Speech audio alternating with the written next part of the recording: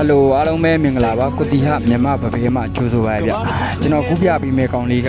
မြန်မာငှက်ကြီးတောင်ပေါ်မှာပကံမင်းသမီးပုံလေးကြည်တရိုးတအိမ်ပေါ်မှာပကံမင်းသမီးပုံလေးကိုရိုက်နှိပ်ပေးထားတယ်ဒါသွားပေါ်မှာကျွန်တော်တို့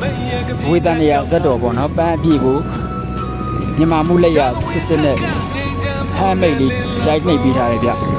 ဒါရဲ့ဝိတ်ဘဲလန်နဲ့မြည်ရေပေါ့နော်အသွားက24လက်မှရှိမယ်အယိုး12လက်မှတန်သားတော့လုံးဝထူးအောင်မခံပါတယ်ရန်ကုန်မန္တလေးဆိုရင်တော့အိမ်ရောက်ကိုပို့ဆောင်ပေးပါလိမ့်ဗျ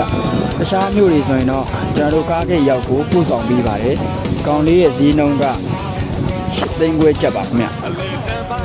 ဆက်သွယ်မှာဦးကျင်နေဆိုရင်ကျွန်တော်ရဲ့ဖုန်းနံပါတ်399390 19390 ပိုက်ပါသို့မဟုတ်ဖုန်းတိုက်ရိုက်ဆက်သွယ်ပြီးတော့လည်းအော်ဒါမှာလို့ရပါတယ်ဗျ